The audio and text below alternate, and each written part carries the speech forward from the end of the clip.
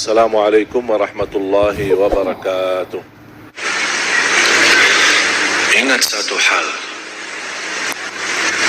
yang paling mulia dalam hal afiat, yang paling mulia dalam hal afiat, orang yang diampuni Allah dan diberikan kesempatan taubat sebelum mati. Yang paling tinggi dalam hal afiat, yang kita selalu mendengar doa Allahumma inni as'aluka al-'afwa wal-'afiyah, itu yang dimaksud afiat itu orang diberikan oleh Allah kesempatan taubat sebelum menghadapi kematian. Jangan sampai kita orang menjadi i'tibar bagi orang lain. Itu buruk. Seburuk hamba Allah yang Allah jadikan i'tibar dan pelajaran bagi orang lain. Artinya apa? Karena dia masih dosa maksiat, Allah celakaan dia dibanding orang lain. Berarti gara-gara dia orang lain kawannya sadar dan taubat. Berarti yang jadi korban di sini i'tibar siapa? Jangan sampai kita orang dijadikan oleh Allah i'tibar dan pelajaran bagi orang lain. Na'udzubillah. Yang semestinya kita menjadi contoh baik dan menjadi pelajaran baik bagi orang lain, yang membuat orang lain semangat untuk beribadah. Oleh karena itu harus kita orang berbanyak taubat kepada Allah. Berbanyak taubat. Dosa sembunyi, dosa rahasia, dosa besar, dosa kecil.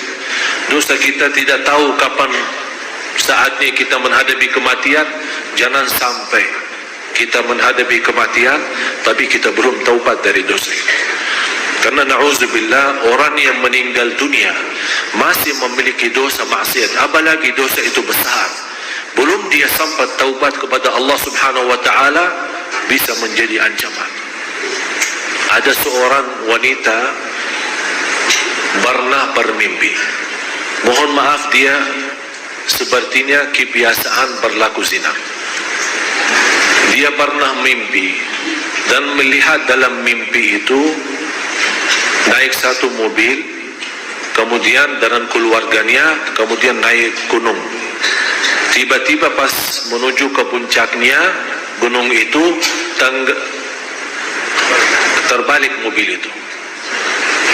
Terbalik dan tiba-tiba merasa habis dia terbalik, sepertinya pingsan. Baru sadar, tapi sadar dia merasa begitu dia sadar malah dia melihat dirinya dalam kubur. Dan di situ dia melihat keluar api dari mulutnya dan keluar api dari bawah. Api yang keluar. Dia sepertinya kaget lewat mimpi itu. Dia bertanya. Saya sampaikan kepada ibu itu, "Ibu, saya tidak kenal Anda dari mana dan tidak kenal siapa Anda, tapi ibu ittaqillah, bertakwa kepada Allah karena kamu masih suka berbuat zina." Di situ dia nangis. Saya bilang segera bertaubat karena ini menjadi ancaman bagimu nanti disiksa kubur. Na'udzubillah. Oleh karena itu Bapak Ibu, semua kita punya dosa. Allah Maha tahu dosa kita, besar maupun kecil, sembunyi maupun. Bisa kita menutupi dosa kita dari orang, tapi kita lupa menutupi dosa kita dari Allah Subhanahu wa ta'ala. Dan tidak akan bisa menutupi dosa kita. Dan disitulah maha kasih sayangnya Allah. Allah masih, berapapun dosa kita, selama kita masih beristighfar dan taubatan nasuh, akan Allah ampuni. Jangan sampai kita mati belum taubat. Rasulullah SAW bersabda, semua turunan anak Adam, semua anak Adam bersalah, berdosa. Tapi sebaik-baik antara yang salah, yang taubatan nasuha, taubat yang benar. Setiap malam kita taubat lewat istighfar. Jangan sampai kita menjadi i'tibar bagi orang lain. Bisa kita lupa, tapi kullu dhalika fi kitabin 'inda rabbi la yadhillu rabbi wa la yansa. semua tertulis di kitab Allah, semua tertulis di buku amal, tidak ada yang bisa dilupakan oleh Allah Subhanahu wa taala. Oleh karena itu kita malu kalau kita menghadapi Allah masih ada dosa dan maksiat kita. Alhamdulillah, syukur masih salat kita bisa mendapatkan ampunan, zikir kita bisa mendapatkan ampunan, majlis ta'lim seperti ini kita bisa mendapatkan ampunan. Oleh karena itu jamaah sekalian, saya nasihatin anda semua, masih anda punya kesempatan untuk berbanyak amal saleh sebelum kita menghadapi kematian. Sungguh kita tidak tahu, bisa jadi saat kita punya syahwat itu cuma sekali saya dosa, bisa jadi kita berkata ini yang terakhir saya janji, tapi yang terakhir itu datangnya malaikatul maut saat kita dosa. Ternyata memang yang terakhir, tapi juga yang terakhir kita pisah dari dunia. Disitulah kita dapat na'udzubillah su'ul khatimah. Mudah-mudahan diselamatkan oleh Allah.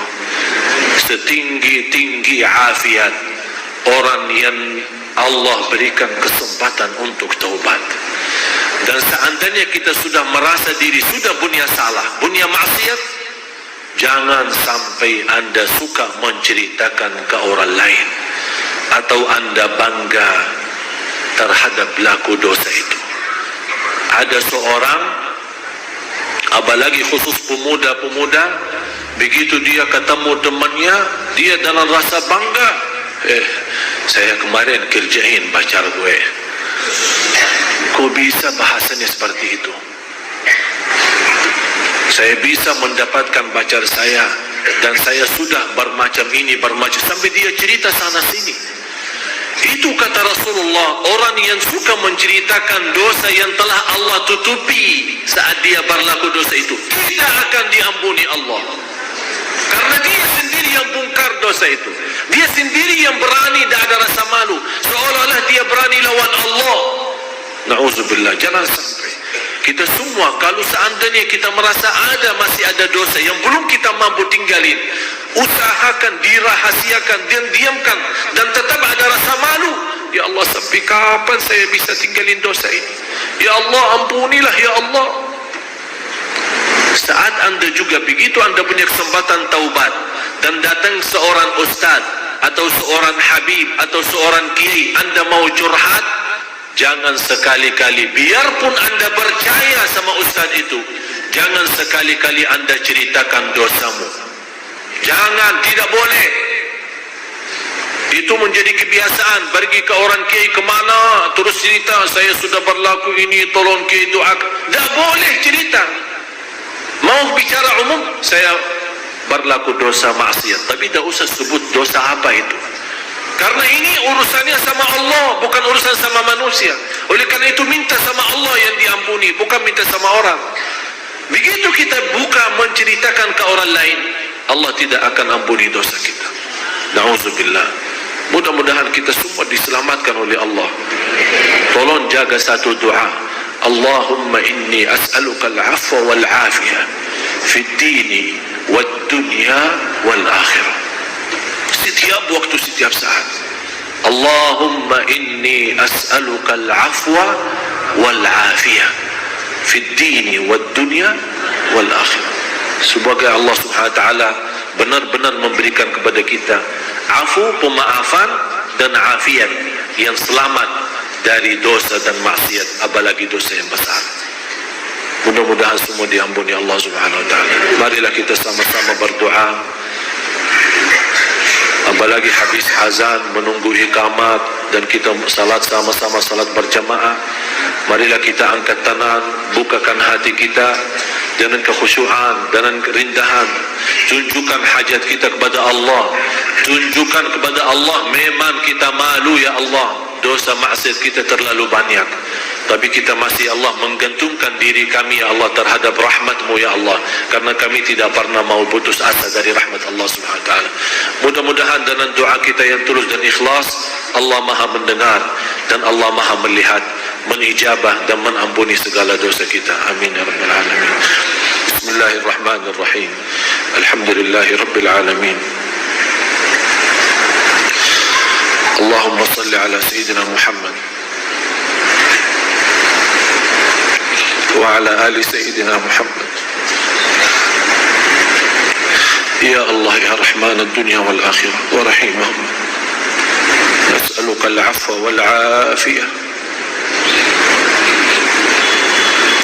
fi ad-din wad dunya wal akhirah. Allahumma inna nas'aluka al-'afwa wal 'afiyah